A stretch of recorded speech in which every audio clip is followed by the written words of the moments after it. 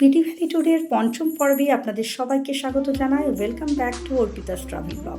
আজকের পর্বে থাকছে আপনাদের জন্য কিছু অসাধারণ প্রাকৃতিক নৈসর্গের সন্ধান এবং তার সাথে থাকছে একটা সুন্দর অপার্থিব সৌন্দর্য দিয়ে ঘেরা ইন্দো টিবেটিয়ান বর্ডারে ছোট্ট একটা গ্রাম চিটকোল। গল্পটা শুরু হয়েছিল সেই সারাহান থেকে। সেই সারাহান থেকে সুদীর্ঘ পথ অতিক্রম করে আমরা আজকের আমাদের গন্তব্যস্থল হচ্ছে রাকছাম চিটকোল। রাকছাম চিটকোল যাওয়ার পথে আর একটা খুব সুন্দর উপত্যকা পড়ে, যার নাম হচ্ছে সাংলা ভ্যালি, যেখান থেকে বাষ্পা নদীর উপত্যকা শুরু হয়ে যায়।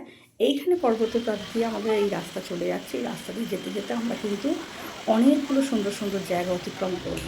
রকটার্নিং শেষ হয়ে যাওয়ার পর আমাদের গাড়ি গন্তব্যস্থলের দিকে রওনা দিল। অনেক দ্রুততম গতিতে চলে যাচ্ছিল। রাস্তা কিন্তু ভীষণই ভালো ছিল, তবে এই নেগুলসারির কাছে রাস্তা কিন্তু ভীষণই ভয়ানক ছিল। আমরা খুব টেনশানে ছিলাম যে নেগুলসারির কাছে আবার কোনো জ্যাম জট বা কিছু হয় কিনা, কারণ কিছুদিন আগেই কিন্তু বর্ষাতে প্রচুর ধস নেমে রাস্তা কিন্তু বহুদিনের কাজ কিন্তু বন্ধ ছিল। যাই হোক, সমস্ত কিছু বাধা অতিক্রম করে কোনো কিছু অসুবিধাই আমাদের হয়নি। আর বড় বড় হ্যাঙ্গিং ক্লিফের তলা দিয়ে সেই অসম্ভব সুন্দর কিন্তু ভয়ঙ্কর রাস্তা ইন্দো টিবেটিয়ান হাইওয়ে, সেটার মধ্যে দিয়ে আমরা পরোয়া হতে চললাম। पल के झपकता है आसमां, लाखों फरिश्तों की है तू जान। वो पूछते हैं रहती कहाँ, मेरी बाहों में रहती उनको बता। पल के झपकता है आसमां, उसने भी तुझसा देखा कहाँ।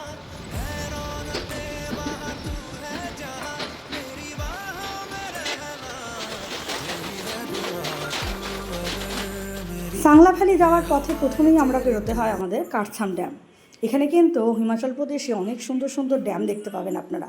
যখন এই সার্কিটটা পুরো করবেন, প্রচুর কিন্তু হাইড্রো ইলেকট্রিক পাওয়ারের কাজ চলছে, কিন্তু আপনারা দেখতে পাবেন সুন্দর কারছাম ড্যাম। আর এই বড় ব্রিজটা আমরা পেরিয়ে উল্টো দিকে সাংলা উপত্যকায় প্রবেশ করলাম। এতক্ষণ কিন্তু আমরা যাচ্ছি কিন্নর জেলা দিয়ে।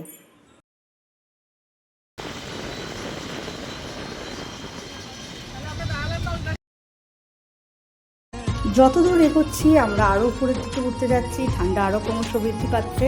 আর শতদ্র নদীর উপত্যকাকে আমরা ক্রস করে অনেক দূরে গিয়ে চলেছি। এরপর যখন আমরা চিটকোল প্রবেশ করব, তখন কিন্তু আমাদের সাথে থাকবে বাষ্পা নদীর উপত্যকা।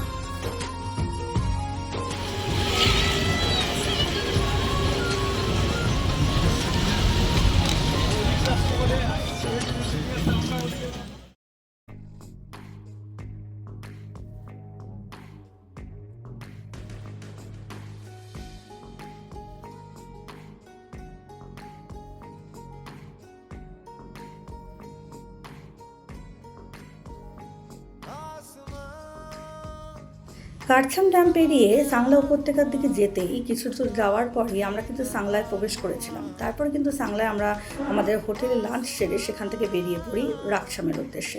অ্যাকচুয়ালি আমাদের গন্তব্যস্থল ছিল রাকছাম, কারণ সেখান থেকে চিটকুল ছিল আর অল্প একদম 5 কিলোমিটারের মতো। তো সেখানে আমরা সেদিনকে আমাদের রাত্রিবাস ছিল রাকছামে। ওখানকার ওশেন রিট্রিটে ভীষণ সুন্দর একটা অভিজ্ঞতা হয়েছিল সেখানকার কটেজে। তো একটা ভীষণ সুন্দর অসম্ভব একটা নৈসর্গিক সৌন্দর্যের জায়গা ছিল একদম বাষ্পা নদীর কাছে। আমরা পৌঁছে গেলাম আমাদের একদম যে কটেজ আমাদের জন্য নির্ধারিত ছিল ওশেন রিট্রিট।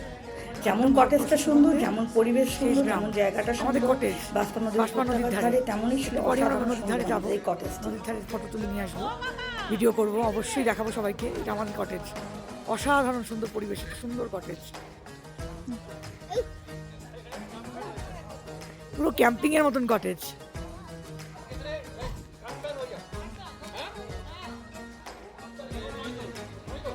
এই হচ্ছে কটেজ। বাহ, সুন্দর বসার জায়গা।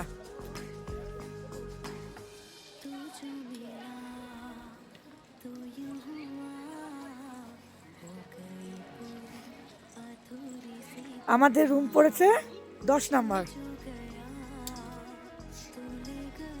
ভীষণ সুন্দর এই কটেজগুলো, মানে এগুলো তোমার পাথর দিয়ে তৈরি, পুরো অরিজিনাল পাথর দিয়ে তৈরি কটেজগুলো। লাইটটা জ্বালো। এরকম পাহাড়ের উপত্যকায়, নদীর উপত্যকার কোলে এরকম পাথরের তৈরি কটেজ পুরোটাই পাথর দিয়ে তৈরি। আমার এক্সাইটমেন্ট আমার কথাবার্তার মধ্যে কিন্তু পাথর দিয়ে তৈরি, একদম এত সুন্দর ছিল, অপূর্ব ছিল সেখানকার পাথর আর এই কাঠ। আর আমরা যতগুলো হোটেলে ছিলাম আমাদের স্পিতি সার্কিটের পুরো ট্যুরটাতে তার মধ্যে সবথেকে বেস্ট কটেজ ছিল এটাই। পুরোটা পাথর দিয়ে করা, পুরোটা পাথর দিয়ে করা। দেখো পুরোটা যেন মনে হচ্ছে কোনো আমাদের কলকাতার কোনো দুর্গাপুজোর প্যান্ডেলে এসেছি, মানে এইভাবে তৈরি করা হয়েছে, ডিজাইন করা হয়েছে।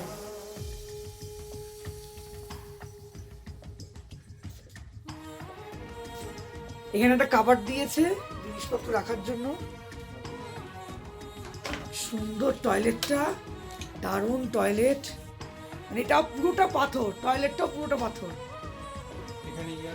বাবা এটা বেড নাকি, মানে কি বলবো, সেই প্যালেসের বেডের মতন বেড। পুরো দেওয়ালটাই পুরো পাথর, পুরো পাথরের তৈরি, পাথর আর একদম পুরো কাঠ।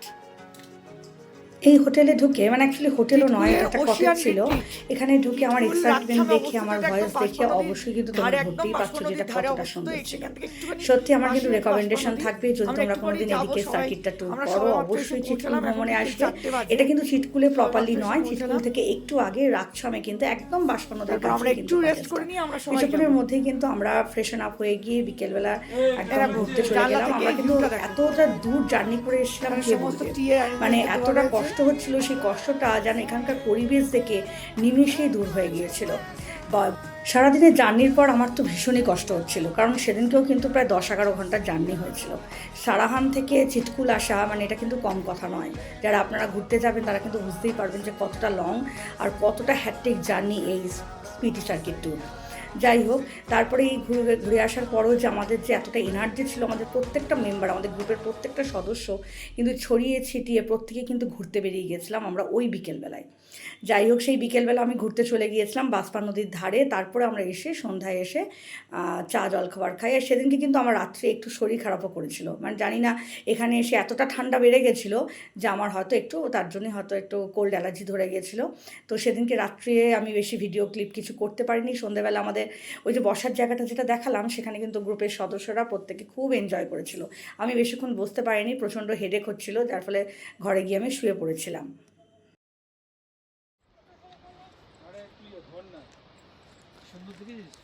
মানে দেখে দেখে মনের আশ মিটছে না, আর ভিডিও করে আর ফটো তুলেও মনের আশ মিটছে না।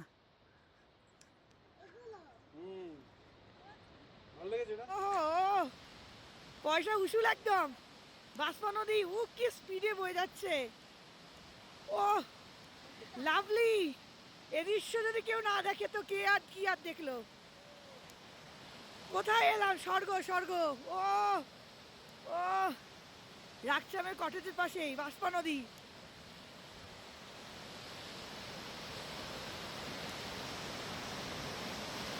ওহ কোথায় এলাম।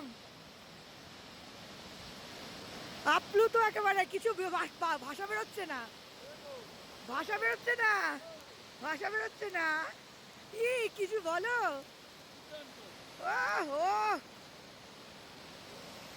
দেখো সবাইকে দেখাই একবার। ও ও মাই গড, অসাধারণ স্রোতস্বিনী বাঁশপা নদী, এত সুন্দরভাবে এত স্রোতে কুলুকুলু শব্দে বয়ে যাচ্ছিল। অসাধারণ সেই দৃশ্য। একদম কিন্তু কাছেই আমরা অবস্থান করছিলাম। আমরা ব্রিজের এপার ওপার সমস্ত গ্রামটাকে আমরা ঘুরে দেখেছিলাম। আমাদের যেন আর আসতেই ইচ্ছা করছিল না। এত সুন্দর, এত একটা মানে মনোরম দৃশ্য, প্রাকৃতিক জায়গা যে এসে পড়বো সত্যি কল্পনাও ভাবতে পারিনি। বাঁশপা নদী জলের স্রোতটা দেখো একবার শুধু।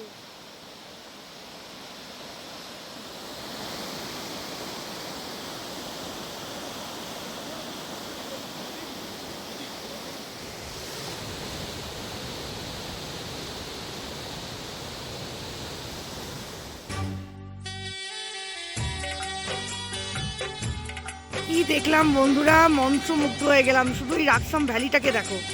এটা রাকসাম গ্রাম, রাকসাম চিটকুল আমরা এসেছি।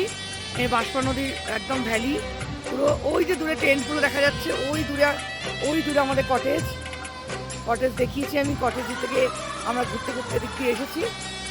এখানে আরও অনেক টেন্ট আছে। এখানে এই সময়টা টেন্ট হয়, সেপ্টেম্বর অক্টোবর মাস পর্যন্ত হয়। তারপর স্নোফল হলে পুরো স্নোফলে ভরে যায়, তখন পুরোটা ঢেকে যায়, তখন এখানে আর টেন্টগুলো থাকে না। দূরে দেখো আকাশটার কালারটা একবার, শুধু রংটা একবার দেখো ভাই, কি দেখলাম। টেন্ট পড়ে আছে, পাথরগুলোর কালারগুলো কি সুন্দর পড়ে আছে। আমরা রাকছামে রয়েছি, এখন সকাল 7:30-8টা বাজে। আমরা উঠে পড়েছি অনেক সকালই। আমাদের এখান থেকে আজকে চিটকুল গ্রামটাকে পুরো ভ্রমণ করাতে হবে, পুরো ভ্রমণ করাবে আর কি, পুরোটা ঘুরিয়ে নিয়ে আমরা আবার সাংলায় ফেরত যাব। আমি একটা জিনিস দেখানোর জন্য তোমাদের এলাম, এখানে একটা কাঁটা গাছ রয়েছে ঠিকই, দেখানোর জন্য এলাম। দেখো এটা, দেখো এটা দেখে বুঝতে পারছো এটা কি, এটা দেখে তোমরা দেখো বুঝতে পারছো কি না। এটা পাইন ফল, এটা পাইন ফল, এই দেখো এই পাইন গাছ, দেখো আমি চেষ্টা করছি দেখানোর। এই যে পাইন গাছ, দেখো ওই ওপর দিকে আরও ফল হয়ে আছে, ফল এগুলো একটু শুকিয়ে গেছে, এই ফলটা শুকিয়ে গেছে। আশা হয় না, অনির্বচনীয় যাকে বলে, অপূর্ব। আমার পুরো ভ্যালিটা দেখে যেন মনে হচ্ছে আমরা পেহেলগামে দাঁড়িয়ে আছি, এরকম যেন মনে হচ্ছে। প্রচণ্ড ঠান্ডা হাওয়া দিচ্ছে, ওই জন্য কান মাথা ঢেকে আছি, না হলে মাথা ধরে যাওয়ার সম্ভাবনা আছে। প্রচণ্ড সুন্দর, মানে ভ্যালিটা শুধু একবার তাকিয়ে দেখো, দেখো আমি পুরোটা ঘুরে দেখাচ্ছি তোমাদের। আমরা আজকে প্রায় 13,000 ফিট ওপরে রয়েছি। আকাশের রংটা দেখো বন্ধুরা, এই হচ্ছে বাষ্পা নদী, আমি তার পাশেই দাঁড়িয়ে রয়েছি। এখন টাটা, পরে আবার দেখা হবে।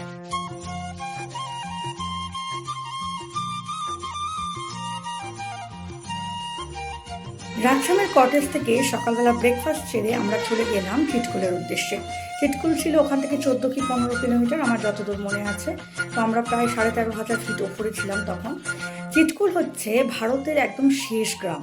শেষ গ্রাম এই অর্থে এটা তিবেতের বর্ডারের কাছে একদম শেষ গ্রাম। এবং এটাও বলা হয় এটা প্রায় 11,500 এরকম ফিট একটা এলিভেশন আছে এটা। আর এটাও বলা হয় চিটকুল হচ্ছে মানে লাস্ট ইনহ্যাবিটেড গ্রাম, মানে এখানে বসতি খুবই কম, অল্প কিছু সংখ্যক বাড়ি ফ্যামিলি নিয়ে আর কি এখন একটা গ্রাম তৈরি হয়েছে। অসাধারণ সুন্দর একটা প্রকৃতির পরিবেশের গ্রাম, মানে ভাবা যায় না যেরকম প্রকৃতির পরিবেশে ওরা থাকে ঠিকই, কিন্তু কতটা হার্ড ওয়ার্কিং, কতটা বন্ধুর পরিবেশে এরা থাকে এবং কীভাবে এরা নিজেদের জীবনযাপন মানে করে। যাই হোক, সেই চিটকুল আমরা পৌঁছে গেলাম, একদম যেটাকে বলা হয় ওখানে নাকি সব থেকে ক্লিনেস্ট, অক্সিজেনও নাকি সব থেকে ক্লিনেস্ট ওখানে নাকি পাওয়া যায়।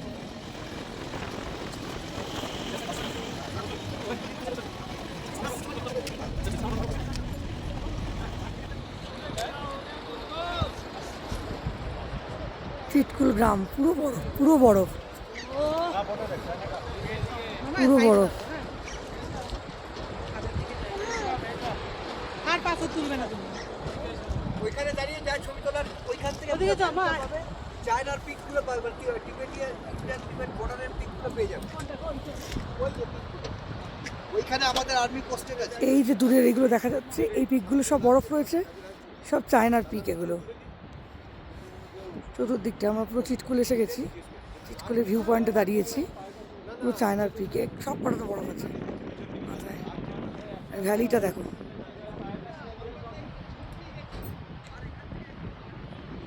আর একটুখানি গেলেই চিটকুল গ্রাম। একদম পুরো তুলবে কিন্তু একদম। বিশল্যকরণী এই অরণ্য থেকে নিয়ে গিয়েছিল হনুমান নিয়ে গেছিল, বিশল্যকরণী এই এই জঙ্গল থেকে নিয়ে গেছিল। ওরা বলছে এদিকে আসো, ও ওইদিকে দেখাচ্ছে। এখান থেকে বিশল্যকরণী বৃক্ষ নিয়ে গিয়েছিল যখন লেক অজ্ঞান হয়ে গেছিল। Banshpara river bed. চিটকুলে যেখানে আমি মিলিটারি ক্যাম্পগুলো অবস্থিত সেই পর্যন্ত আমরা যাওয়ার পরে ওখানে আমাদেরকে অ্যাকচুয়ালি বলা হয় যে ওখান থেকে আর তিব্বতের দিকে যাওয়ার মানে ওই রাস্তার দিকে যেতে দেয় না। কিন্তু আমরা যেদিনকে গিয়েছিলাম সেদিনকে একটা মানে খুব ভালো খবর হয়েছিল যে সেদিনকে নাকি আরও 5 কিলোমিটার যেতে দিচ্ছে। তো ইন্ডো টিবেটিয়ান বর্ডারে আমরা আরও 5 কিলোমিটার এগিয়ে আমরা যাওয়ার মানে সুবিধা পেয়েছিলাম সঞ্জিতদার গ্রুপ থেকে। যাই হোক, আমরা প্রথমবারই নাকি এরকম চান্স পেলাম বলে জানা গেল। তো আমাদের আই কার্ড জমা নেওয়া বা এই সমস্ত যে সমস্ত ইনফরমেশনগুলো নেওয়া সেগুলো ওরা সমস্ত কিছু নিয়ে আমাদের গাড়িগুলোকে ছেড়ে দেয়। তো আমরা লাস্ট একদম এই ইন্দো টিবেটিয়ান বর্ডার পর্যন্ত আমরা যেতে পেরেছিলাম। এটা একটা অনবদ্য একটা এক্সপিরিয়েন্স। যাই হোক, এর পরবর্তী পর্বে আসছে সাংলা উপত্যকা। সাংলা আমরা কিভাবে কাটালাম, কিভাবে দেখলাম, দেখার জন্য কিন্তু আমার পরবর্তী পর্বে বা পরবর্তী পোস্টে কিন্তু চোখ রাখতে হবে। ততদিন পর্যন্ত সুস্থ থাকুন, ভালো থাকুন। আবার